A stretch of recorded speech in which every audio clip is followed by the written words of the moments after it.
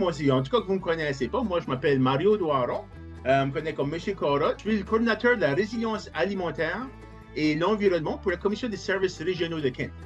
Pour moi, vraiment, c'est une chose énormément puissante de jardiner.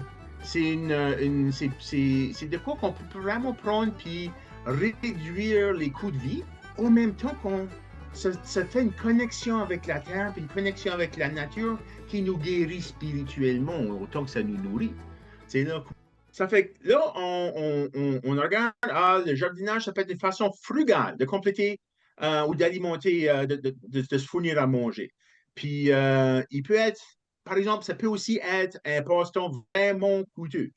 Je sais pas pour vous autres, mais moi, quand je passe en avant du Garden Center, j'ai comme de la misère un petit peu de ne pas tourner puis rentrer dans le parking lot puis aller voir ce que c'est qu'il y a en stock. Il y a tellement de beaux produits puis des nouvelles plantes qu'on n'a jamais essayées. C'est du fun d'aller browser un petit peu.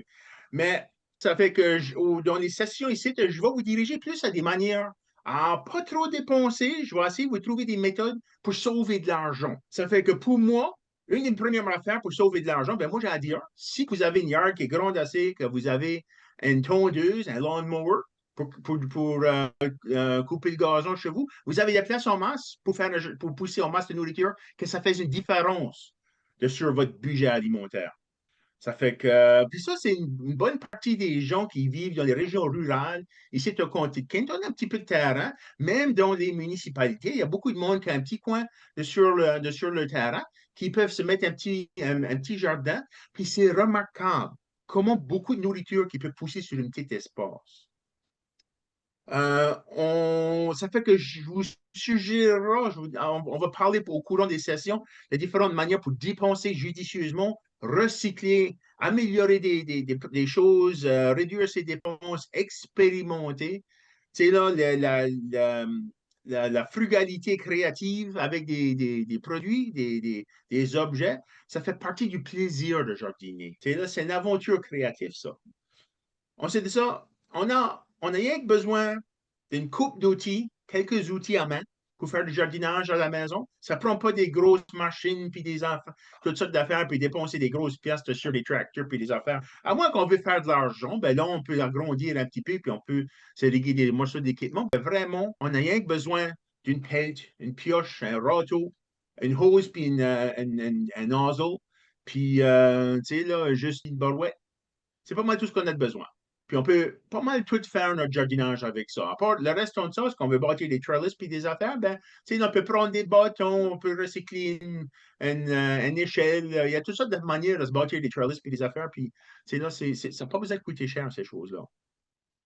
Une autre chose, c'est de faire pousser des légumes qui coûtent cher à s'acheter. Tu sais, là, il y a beaucoup de choses que c'est qui n'est pas cher à acheter au magasin. Comme par exemple, on a des patates. Tu sais, là, des patates, c'est pas mal cheap. Tu peux acheter un sac de 10 livres, de 20 livres, des sacs de 50 livres de patates pour le plus que tu en achètes, la moins que tu payes pour. Mais par rapport à l'espace que ça prend, si tu vas pousser des patates juste pour manger des patates mâchées, ben là, c'est quasiment utile que tu mettrais comme des tomates ou des piments, des poivrons, là, des brocolis, d'autres choses qui coûtent vraiment cher à s'acheter. Par exemple, si vous voulez faire pousser des patates, surtout des variétés qui sont intéressantes pour du fun, c'est OK de faire ça aussi, là, parce que moi, si j'en fais ça, j'en ai starté des patates, des petites fingerlings, c'est des petites patates longues comme ça, là, c'est gros comme le pouce, là. Puis c'est du fun à les dicer up. C'est une patate un petit peu comme waxy, on va dire. Ils se gèlent mieux. Ça fait que c'est souvent que nous autres, je vais faire comme des fricots, puis des soupes, puis toutes sortes d'affaires comme ça. Puis j'aime d'en faire des grosses batches, puis les geler en petits sachets individuels. Ça fait que c'est commode. Moi, je trouve ça commode à faire, à faire ça. Mais les petites fingerlings, ils sont chers à acheter au magasin. Pour ça, je les fais pousser ici. Puis, si vous êtes juste des débutants, vous n'avez pas beaucoup d'expérience à jardiner, un petit morceau d'avis que je vous donnerais, c'est de commencer petit. De ne pas trop en faire trop d'un coup, parce que tout d'un coup, ça devient, les mauvaises herbes commencent à rentrer de là-dedans. Tout d'un coup, il y a le coq qui arrive, il faut vous décoller pour une semaine, vous arrivez à la maison, c'est une jungle de mauvaises herbes. Tu sais, là, puis ça peut être overwhelming. Il y a beaucoup de monde qui, des fois, ils vont lâcher. ils vont give up sur le jardinage. Puis, comme je ne voudrais pas que vous découragiez, si on commence un petit peu à la fois, à prendre une coupe de légumes à la fois, tous les saisons, ajouter une autre coupe de légumes pour apprendre la manière qu'elle aime de pousser, quelles sortes de conditions de terre qu'elle a besoin, comment l'entretenir. Puis là, on ajoute ça graduellement à tous les ans. Ben là, éventuellement, on est rendu qu'on peut faire pousser 30, 40 différentes variétés de légumes sur son terrain. Puis c'est pas si ton, ça fait pas si peur. Mais si on jump trop vite, trop gros, des fois, ça peut être un petit peu choquant. Les images que vous voyez sur la page ici, c'est du céleri que j'ai recommencé. Du céleri ici au milieu, puis à la côté, puis on le voit un petit peu, il y a des petits oignons qui poussent. Ça fait que ça c'est un des légumes qu'on commence au mois de février. C'est quelque chose qui prend longtemps à pousser, puis c'est bon de se mettre de l'avant. Je vais vous partager une petite recette pour faire un mélange, un seed starting mix, un mélange pour commencer ces graines. Puis de quoi de simple? Ben simple. Une partie de compost pasteurisé puis tamisé. Ça fait que pasteurisé, on ne veut pas juste prendre du compost de la backyard avec toutes les bactéries puis les affaires puis les différents organismes qui vivent là-dedans pour les mettre parmi nos petites plantes fragiles tout de suite, parce que là, on pourrait insérer des molds, des mousses, des différentes bactéries et des maladies qui pourraient infecter le petit semis qui commence juste. Ils sont très vulnérables de ce temps-là. Ça fait que c'est une partie de compost pasteurisé puis tamisé, une partie de tourbe, puis une partie de sable. Puis le sable, ça peut être du play sand qu'on peut acheter au hardware store. Là. Ça peut être bien simple. Je ne vous recommande pas de utiliser du sable de plage parce qu'il y a du sel là-dedans, puis ça peut avoir un mauvais effet sur nos choses, sur les petites plantes. Par exemple, si vous avez du sable de plage, on peut l'amener dans la yard, le mettre sur une tarte de haut, puis laisser mouiller dessus, puis une coupe de pluie dessus, puis laisser la pluie laver le sel dedans. Puis là, ça serait plus usable pour le quoi de même, si vous voulez sauver de l'argent. Voyez-vous, on ne veut pas de quoi qui a beaucoup de vitamines tout de suite pour commencer nos graines, parce que les graines, ils ont déjà toutes les vitamines que la petite plante a besoin pour pousser au niveau de ce que c'est qu'elle va avoir son deuxième et troisième set de feuilles. Après ça, elle a besoin d'être fertilisée. Mais avant ça, là, ça n'a pas besoin d'avoir beaucoup de vitamines. Ça fait que je vous avertis de garder un œil sur les paquets des produits qu'on peut acheter qui sont déjà faits au magasin. Il y en a qui vont faire toutes sortes de promesses puis dire, oh, c'est du premium stuff, puis il y a toutes sortes de vitamines ici pour vos semis. Don't fall for it. Les produits sont vraiment achetés les produits les moins chers parce que c'est qu'ils sont pas mal. Basically, tu veux juste une terre qui est pas mal neutre, un médium stérile qui va bien drainer pour commencer nos graines. On n'a pas besoin de quelque chose de bien fancy. On n'a pas besoin de tant que ça, juste assez pour les plantes vont juste être dans ça pour le premier, c'est le mois à 6 semaines. C'est pas énormément longtemps. OK? Sûr, pour sauver de l'espace quand on commence nos graines. Ça fait on a. Puis moi, j'ai souvent fait ça pour longtemps. Je me règle des trames, des affaires comme des différentes cellules individuelles, puis je mets une graine dans chaque cellule. Puis éventuellement, comme moi, je fais pousser comme une trentaine, quasiment 40 différents légumes. Puis ça prend pas longtemps que ça prend de la place, puis je peux plus grouiller. Là, tu sais, là, tu trébuches sur tout, puis tout d'un coup, les chats seront assis dessus. Là, c'est pas du fun. So, ça, j'ai commencé à faire. Hein. Si on regarde l'image de droite, souvent, je vais juste prendre un pot, puis juste saupoudrer les graines dedans, puis les laisser pousser en masse, comme ça. On va les laisser pousser jusqu'au point où ils commencent à avoir leur première feuille. Puis là, on pourra commencer à les diviser dans d'autres pots. Des fois même, je les laisse de même dans ces pots-là jusqu'à temps que je pourrai les transplanter de haut. OK? Ça fait que c'est pas tout le temps. Comme ici, l'image à la droite, c'est des poivrons. Les deux images, c'est des poivrons essentiellement. Puis c'est juste, on voit comment beaucoup il y a plus de plantes dans n'importe quel des deux pots qu'il y a dans toute la whole trame, l'autre bord. Puis ça prend qu'un espace gros comme ça. Tu c'est juste qu'on ne peut pas les laisser dedans jusqu'à mi-temps de l'été, là, là, mais ils vont sortir dedans ces pots-là dans pas longtemps, puis moi, je trouve que ça sauve énormément, énormément d'espace dans votre grow room ou dans votre salle pour commencer les graines. So, sur les lumières, les ventilateurs, l'engrais puis l'arrosage. So, ici, vous voyez un petit peu mon setup de comment est-ce que c'est que je fais. Je commence mes graines. Comme vous voyez ici, là, je ne sais pas si vous voyez mon pointer, là, mais ici, c'est des trays de bottes qu'on met à côté de la porte pour mettre nos bottes quand c'est dans l'hiver, c'est plein de neige et tout ça. Ben, c'est ça que j'aime de user parce qu'ils sont pas mal rigides, sont cheap, c'est comme une 7-8 piastres, chose comme ça. Il y a des magasins, je ne vais pas nommer des magasins spécifiquement, là, mais c'est ça, c'est comme c'est pas cher, on achète une stack, là, puis ça a comme un pouce de creux.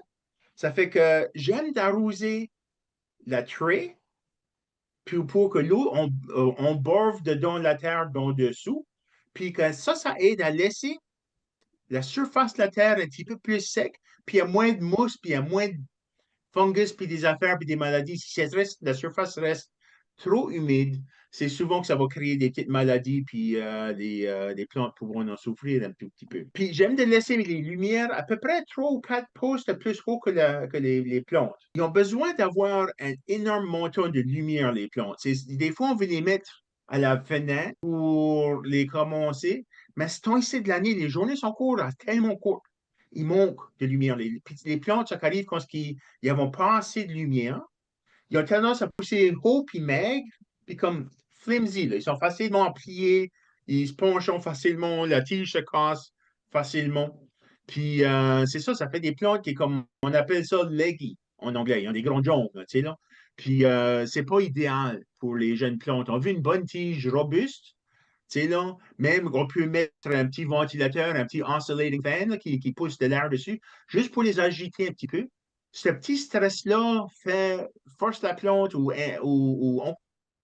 encourage la plante d'augmenter les fibres sur sa tige, puis ça la renforce, puis ça la prépare pour quand ce que c'est qu'elle va aller de haut, puis elle va voir du vent, elle va avoir beaucoup de soleil, tu sais, là, ça fait qu'on veut la préparer pour ces conditions-là, puis c'est comme ça qu'on le fait. Il faut le stresser un tout petit peu.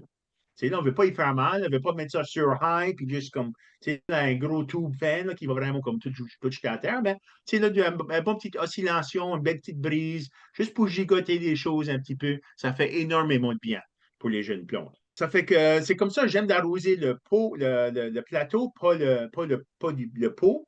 Surtout quand c'est qu'on plante les graines la première fois, puis c'est juste la terre puis les graines. Si qu'on arrose du fait, les graines ont tendance, des fois, ils flottent sur le fait, puis l'eau les pousse, puis ça les bouscule d'un bout à l'autre. Tout d'un coup, tu as toute une bunch de graines qui essaient de germiner, puis sont toutes bunchées ensemble sur un bout.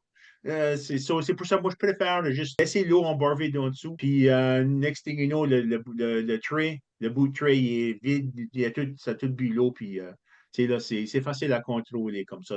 C'est plus propre, c'est moins messy, si on fait ça de même. Puis, c'est pas mal ça. OK, so, pour engrasser. Sur une petite plante, comme j'ai dit tout à l'heure, ils ont toutes les vitamines dedans la graine qu'ils ont besoin pour les amener jusqu'à un certain point. Mais là, quand ils commencent à faire leur deuxième set de vraies feuilles, quand la graine germine, il y a comme deux petites feuilles qui sortent, mais ça, c'est partie de la graine, c'est pas des vraies feuilles. Ça c'est des paquets de nutrition.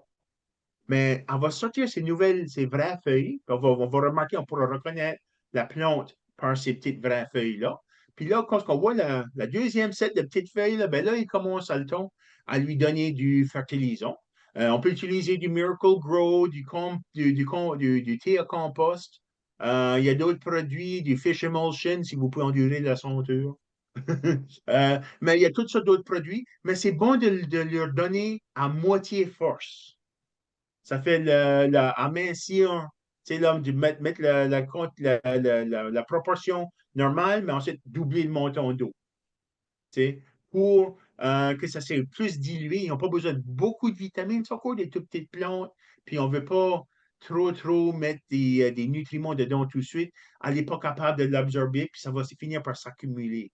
So, on va juste lui donner le temps, à mesure qu'elle grandit, elle pourra en boire plus, puis en consommer plus. Ça fait qu'au début, c'est diluer sa nutrition à moitié force pour lui donner un bon coup de main. Puis comme vous voyez ici, dans l'image, en arrière ici, c'est du céleri Hudson qu'on est en train de pousser. Puis ça, j'ai planté ça avec le groupe anglophone hier. Puis voici, ça fait que n'oubliez pas de marquer une étiquette sur vos pots. Puis c'est exactement ça que j'ai fait. J'ai rempli la terre jusqu'à un certain niveau. Normalement, un pot, il y a comme une petite lip comme ça sur le fait. L'intention est qu'on remplit la terre jusque-là, mais on ne le remplit pas en fait jusqu'au fait ici. On laisse un espace ici. Si on arrose, que l'eau peut embarver dedans ça, puis ensuite de ça, on va embarver dedans le reste de la terre. Ça donne la place à mettre de l'eau dedans pour qu'elle ait le temps d'embarver dedans. C'est ça que j'ai fait. J'ai juste pris mes petites graines de céleri, je les ai saupoudrées dessus fait, puis j'ai mis une petite couche de terre mince, mince, mince, parce que les graines de céleri sont minuscules. Tout petit, tout petit. Ça fait que ça, je vais faire retester. Je vais vous démontrer comment est-ce que je fais ça avec mes oignons. Ça fait que moi, les oignons que j'aime de faire pousser des gros oignons qui fait mes voisins bien jaloux. Ça s'appelle des oignons globaux. Puis comme vous voyez, ça prend 120 jours pour se rendre à maturité. C'est pour ça que c'est important de commencer si tôt dans la saison. Les oignons, puis les céleris, puis ça prend longtemps, longtemps à produire. Mais ces oignons ici, une autre raison pourquoi on veut commencer nos oignons de bonheur, c'est que la longueur de la journée, c'est ça qui va l'induire à faire sa bulbe. OK? C'est la bulbe qu'on veut manger. Ça fait qu'avant la première journée d'été, on veut qu'elle pousse le maximum nombre de feuilles avant le premier jour d'été, c'est le 21 juin, right? Ça fait qu'on veut vraiment planter très tôt au printemps, au mois d'avril. Il faut que nos oignons soient dehors dans le jardin, avril, mai. Pas plus tard que ça. Je dirais même la fin de mars. Je pense que c'est que ça fait que c'est pas mal ça. Le temps ici de l'année, c'est les oignons, du céleri, puis aussi des slips de patates douces qu'on veut commencer ce temps ici de l'année. Puis là, je vais essayer de haler ça ici sans que ça tombe tout à terre. Souhaitez-moi bonne chance. OK, ça fait que moi, mes oignons, je les fais pousser sur un tray, un whole flat, comme ça. Il est complètement plein de terre. Vous voyez? OK. Ça fait qu'ici, j'ai un gros paquet d'oignons. Il est plein jusqu'à là. Ça, j'en fais pousser beaucoup. Puis je vais en pousser à partager. J'ai des programmes de jardinage avec les écoles. Puis ça est un des légumes que je vais amener à des jardins communautaires scolaires. Ça fait que les graines, c'est pas énorme, les graines d'oignons. Avez-vous déjà vu des graines? Parce que là, souvent par ici, tu en fais pousser par bulbe. Mais si on fait pousser par graine, l'avantage, c'est que la graine d'oignon n'a jamais vu d'hiver. Elle n'a jamais. Tu je le saupoudre juste comme ça. Puis j'en ai pas un petit peu partout. Les oignons, c'est une plante biannuelle. Ça veut dire que sa deuxième année, elle va faire des fleurs pour faire des nouvelles graines. Mais les bulbes, les onions secs qu'on achète, ils ont déjà passé, pour juste une période dormante, eux croyons que c'est l'hiver. Quand on les plante, beaucoup de œufs vont penser que c'est leur deuxième année, puis ils vont essayer de fleurir. L'avantage ici, c'est que ces graines ici, ils ne vont pas avoir une période dormante, puis ils vont pas vouloir fleurir, je sais. So, as long que les gardent relativement humides tout l'été, il ne faut pas qu'il y ait de sécheresse. Si ça tombe en sécheresse, la terre sèche dure, il arrête de pousser pour quasiment une semaine ou deux. Puis là, s'ils sont encore en sécheresse dans ce temps-là, ils ne startent pas bien à pousser. Voilà. Je vais garder le restant pour mes petits amis à l'école. Puis c'est pas mal ça. Moi, je fais pousser une pleine flat comme ça. Ça va pousser comme du gazon. Ça va pousser haut comme ça.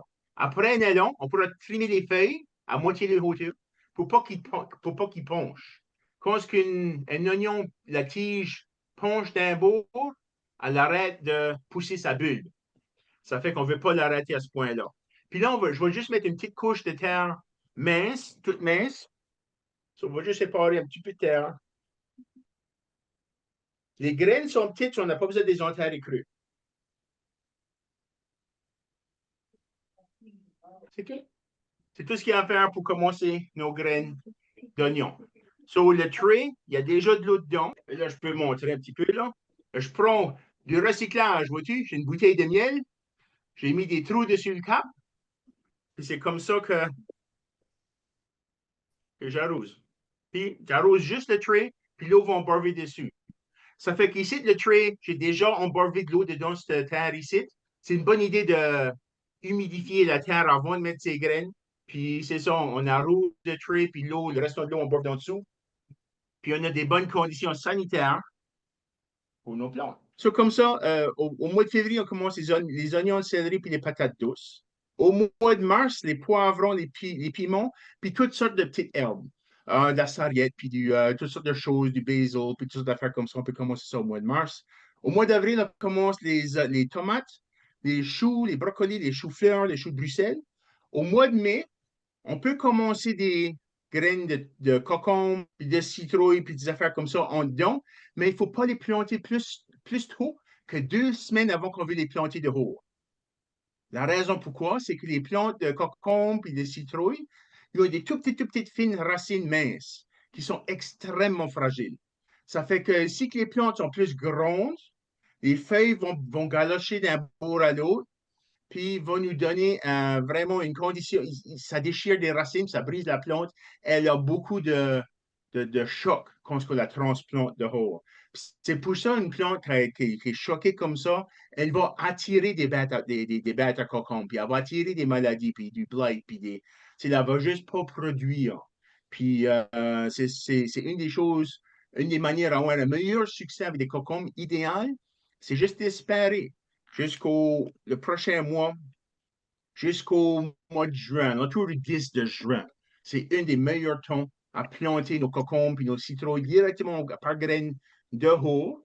J'aime, moi, d'en planter une coupelle à la maison en même temps. Juste en tout cas qu'il y a une coupe qui se fait briser, qui se fait défaire, que quoi qu'arrive. Je fais ça pour plusieurs autres plantes aussi. J'ai des animaux chez nous, j'ai des poules, j'ai des oies, j'ai des chiens, des chats, il y a toutes sortes d'affaires dans le bois qui viennent chez nous. Puis des fois, ça rentre dans le jardin puis ça fait du dommage. Ça, c'est bon d'avoir un petit backup plan. En tout cas, qu'il y a de quoi qui se fait briser. So, moi, personnellement, souvent, je plante juste mes graines de cocon puis des citrouilles. Puis j'en garde, j'en planterai 6 à la maison de chacune des variétés. Puis là, c'est qu'il y a une coupe de trous, ce que c'est que ça n'a pas germé, ou bien un oiseau a venu manger, ou une limace a venu manger la petite plante qui a commencé, ben là, je peux la remplacer. So, c'est ça. So, ici, la date du dernier gel, ici, dans notre région, ça range alentour entre le 11 au 20 mai, en average. Ça ne veut pas dire qu'il n'y aura pas de gel jusqu'au début de juin. Ça peut arriver, ça arrive des fois. Mais en average, entre le 11 et le 20 mai, il y aura le dernier gel alentour de là. Puis après ça, c'est safe de planter nos choses comme nos cocons et nos autres légumes qui sont censés beaux frais de haut. Puis nos petits semis qu'on a commencé en dedans, ben là, on peut commencer à les amener de cours. Ben là, les petits semis, là, les petites plantes courtes, là, ben, il faut lui donner une semaine ou là, un long à s'habituer à être de haut.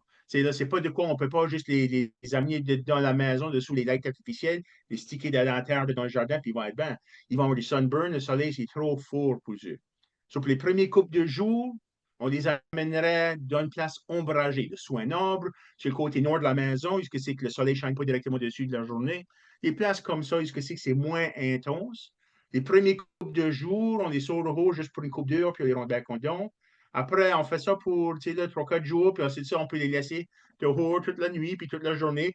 Si la météo est OK, si la température descend pas plus bas que 5 degrés Celsius, 10 Celsius est confortable pour les plantes, mais dessous 10, là, ça commence à les stresser. OK? So, on veut garder un œil là-dessus. C'est pas une mauvaise idée d'attendre le 10 de juin pour surtout des plantes qui sont particulièrement fragiles. Ça vous sauvera énormément de problèmes que d'essayer de sortir nos petites plantes trop tôt dans la saison, puis les avoir gelées, puis commencer à nouveau. Ça m'arrivait des fois. Je viens de pas aller au Garden Center m'acheter d'autres tomates parce que c'est que toutes les miennes ont gelé de haut. C'est juste garder un œil sur le climat. Mais les oignons, ils n'ont pas peur en tout du fret. Ça fait qu'on peut les amener de haut aussitôt que ça dégèle de haut. Comme moi, chez nous ici, je fais pousser des chives, des petites ciboulettes. Puis ça, c'est vivace. Ça fait que tu en plantes, puis ça fait une batch. Puis à tous les années, ça se divise, puis ça grossit. Comme toutes les autres tulipes, puis des affaires comme ça, là, ça se divise. Mais ça poke à travers de la neige dans le printemps. Là, ça commence déjà à pousser, même si il y a encore de la neige à terre. Pas peur, les oignons pas peur en tout du fret. So, gênez-vous pas de prendre vos petites semis qu'on a commencé au mois de février. Puis au mois d'avril, aussitôt que tout a fondu, puis vous avez hâte à les jardiner, les oignons, c'est votre première friend de haut. OK? So là, vous pouvez amener pas les céleri encore, mais les oignons, ça peut tout y aller. Puis, c'est pas une mauvaise idée de mettre un petit peu de paillis parmi des feuilles, des aigrettes d'épinette, quelque chose, de la paille, quelque chose juste pour rater les mauvaises herbes de pousser parmi tes oignons, parce qu'ils vont être là longtemps, puis les mauvaises herbes vont germer pendant le temps que les oignons vont être là. C'est aussi que tu prends un petit head start, mais un petit peu de mulch, pas trop. Tu veux pas de quoi d'épais de même, là. Mais tu sais, un petit mulch, là, pas trop épais, juste pour arrêter les mauvaises herbes de prendre entre les oignons. Puis là, ça, c'est vraiment, c'est plus trop. On sait de ça, les oignons sont prêts normalement à récolter au mois d'août. So, on veut les faire pousser beaucoup, beaucoup de feuilles. Avril, mai, juin, juillet, la fin de juin, ils commencent à faire la bulbe. Puis là, tout le mois de juillet, puis le mois d'août, au mois d'août, mi-temps du mois d'août, vers la fin du mois d'août, ils sont prêts à récolter. Puis là, on a un jardin qui est vide, puis on va aller voir quoi c'est faire avec un jardin vide tout à l'heure. Mais un des indices que moi, je me sers beaucoup, c'est la Tussyade ou le Colt's Foot. C'est une fleur, c'est une des premières fleurs qui va sortir le printemps quand la terre atteint une certaine température. C'est un des indicateurs que moi je me sers pour me dire que c'est sécuritaire à planter les oignons puis les pois. Puis il y a d'autres légumes, comme on a parlé dans une seconde, de ce temps-là de l'année, qu'on peut planter comme des pois, de la laitue puis des épinards.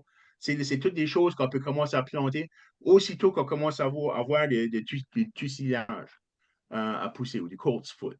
Le Colt's Foot, ça ressemble, comme vous voyez dans la photo, ça ressemble à un pissenlit, mais vous allez voir juste une drôle de tige sortir qui n'est pas la même tige qu'une pissenlit, puis il n'y a pas de feuilles. Les feuilles vont sortir plus tard, ça fait une feuille ronde avec comme des petites pointes, comme une coquille de scalope, c'est là. Puis c'est ça le Colt's Foot. Puis c'est ça. Ça, c'est un des indicateurs que moi je me use. Cette photo ici a été prise le 13 d'avril. Vous voyez un petit peu des feuilles de pissenlit à côté dans la photo, mais ce n'est pas la même plante. C'est juste un pissenlit qui pousse à côté. C'est pas relié les deux. Ça fait que quelles graines à semer de haut puis quand? Sur mars, avril, on plante nos épinards, la laitue, des pois, des oignons. On va transplanter nos oignons de haut. Par exemple, dans ce temps-là de l'année, des limaces sont un gros problème. Ça fait que moi, j'aime d'utiliser un produit. Comme j'ai dit, je ne vais pas vous envoyer acheter des produits, mais c'est c'en est un de ceux que moi j'ai trouvé qui est vraiment utile au début de la saison, quand on commence nos différentes choses. Les oignons ne sont pas trop, ça attire pas trop des limaces, mais de la laitue puis des épinards, oui. Puis plus tard, quand c'est qu'on commence des cosses puis des pois, puis sortes d'autres affaires comme ça, les limaces pourront vraiment rentrer de là-dedans. Moi, j'aime d'aller acheter des produits appelés slug bait. C'est comme des petites pellets qui est fait à base de pain avec du fer dedans. Ça fait que c'est juste un taux élevé de fer. C'est pas du poison. Mais les limaces sont allergiques au fer. Ça fait que, parce que c'est pas un poison, c'est juste du pain enrichi avec du fer. C'est considéré biologique ou organique à utiliser dans nos jardins. C'est de quoi que je n'use pas toute l'année, moi, là. Moi, c'est rien quand c'est que comme vous voyez dans la photo, les premières feuilles commencent à sortir, là. Ouais, à ce ton-là de l'année, là, ces feuilles-là sont, à cet étage-là, là, ils sont vraiment tendres, puis sucrés, pleines de vitamines. Puis pour une limace, ça, c'est une dinner bell. Ça les amène toutes à gros galop. Puis c'est vraiment important de les protéger. Ça, les petites pellets, je les prends juste, puis je les tire de même, comme broadcast de même, je les tire juste éparés un petit peu, saupoudrés un petit peu partout sur le jardin, parmi les plantes qui sont en train de sortir de la terre. Puis là, les limaces ont tendance à plutôt aller manger les pellets que nos plantes. Puis ils vont manger ça. Ça pousse juste, ça sent en bon, c'est la senteur de pain, ils aiment beaucoup ça. Puis ça va les attirer, puis ils vont manger ça, puis ensuite ils vont s'en aller disparaître. Le fer va détruire leur système digestif, puis ça les débarrasse. Sophie, tu avais une question? Oui, non, quelque chose j'ai découvert aussi, c'est du bran flakes pour les limaces, ça fonctionne aussi. Grand J'ai Flakes, ah essayé ouais. l'année passée, puis Ah, ça, good, qu'est-ce qui good. se passe? Ça affecte Ouais, le système digestif de la limace, puis elle sèche. OK. Ah ouais. Ça fait c'est une autre option qui pourrait être Ah, faut que essayée si c'est vous voulez ça. essayer ça. Oui. Absolument. Une autre chose aussi, c'est des limaces sont fous pour la bière. Ça fait si on met un casseau de bière, on laisse une canne de bière couchée déjà dans le jardin, on finit pas toute une canne, on peut la mettre là, les limaces vont rentrer dedans, puis ils vont se nailler dans la bière. Mais ils ne sont pas trop bright, les limaces. Ça fait on peut les déjouer un petit peu. Puis si on veut sauver notre bière, puis pas comme dépenser notre argent en bière pour nos limaces, puis les boire nous autres mêmes, on peut prendre un petit peu de l'eau, du sucre, de la farine, puis un petit peu de levure, mettre les ensemble, puis ça a une senteur de bière. Puis vraiment, ça déjoue la limace. Lui, il va sauter de là-dedans, pareil comme si c'était de la bière. So, vous pouvez sauver votre bière pour vous autres mêmes, puis juste vous servir juste un petit truc comme ça. Ça fait que moi, des fois, je prends juste un casseau d'ice cream avec le couvert, puis je coupe juste des petites vitres sur les côtés, puis je mets un petit peu de ce liquide-là de levure, du sucre, puis de la farine, puis de l'eau dans le fond de ça. Puis le couvert arrête l'eau de rentrer dedans, puis les limaces rentreront par la petite fenêtre. Après les premières coupes de semaines, une fois que les petites plantes sont rendues une certaine hauteur, ils sont moins vulnérables aux limaces. Là, j'arrête d'utiliser les pellets parce que ça coûte de l'argent, puis j'aime pas. Moi, je haïs dépenser de l'argent, là. So, là, je switch au, tu sais, le petit casseau d'ice cream recyclé, puis le beer trap, puis je vais essayer les brands à Sophie, puis on va voir si ça work aussi. Moi, autant de trap, de manière que je peux débarrasser des limaces. Moi, j'ai de la terre grasse ici, c'est plein de limaces chez nous, là, c'est vraiment un problème. So, moi, tous les petits trucs qu'on peut faire pour s'en sauver, là, moi, je suis content. J'apprécie ça, Sophie. Merci. Euh, Ça fait que là, après, on peut planter tout le reste à partir de la fin mai. Les maïs, les courges, les haricots, les carottes, les panais, bok choy, toutes les autres choses, on peut tout planter directement dedans dans le jardin après la fin de mai.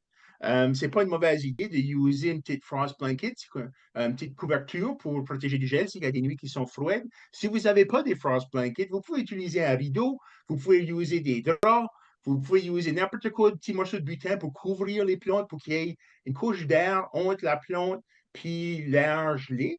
Puis ça va les protéger pour la nuit, en tout cas, si il y aurait des nuits fraîches ici et là. Une autre affaire, gardez un œil sur la météo parce que c'est là ce qu'on va, faut garder un œil sur ces choses-là. So, c'est pour ça, comme je dis, c'est comme jardiner, c'est se connecter avec la nature.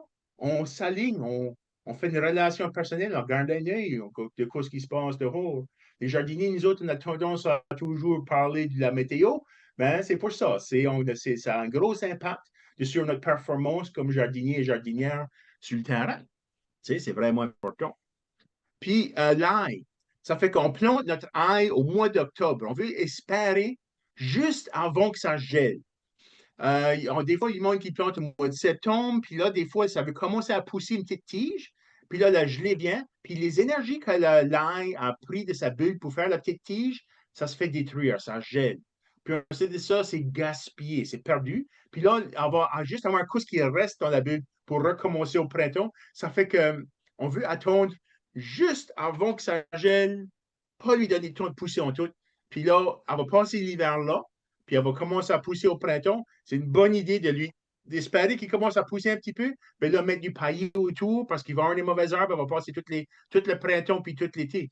Ça fait que pour vous sauver de l'énergie, c'est une bonne idée de mettre des feuilles, puis de la paille, puis toutes sortes d'affaires autour de l'ail pour prévenir les choses. Mais c'est là que c'est comme un jardin sans labourer vraiment important parce que si tu laboures ton jardin tous les ans, ça t'arrête d'être capable de planter ton ail au mois d'octobre.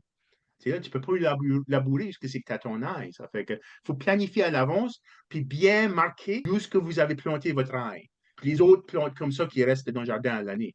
C'est vraiment, vraiment, vraiment important. Puis là, l'ail, les oignons, faire comme ça, c'est récolté au mois d'août. Mais là, ça veut dire qu'il y a des jardins, qu'il y a des espaces dans le jardin qui sont vides. Mais là, on peut planter notre deuxième récolte de salade verte, de la laitue, des épinards, d'autres pois. On peut remplacer ces plantes-là qu'on a déjà récoltées, puis remettre ça pour avoir une deuxième récolte de ces produits-là, de ces aliments-là, pour la saison d'automne. Puis c'est aussi, c'est des plantes, ça, qui n'aiment pas le milieu de l'été. Ils peuvent germiner dans le milieu de l'été, mais ils ont de la misère à vraiment à profiter. Mais quand c'est que le temps vient frais, pour eux, c'est bien meilleur. Puis c'est souvent qu'on peut avoir, comme moi, j'ai eu de la laitue de l'année passée, moi, jusqu'au mois de novembre. Tu sais.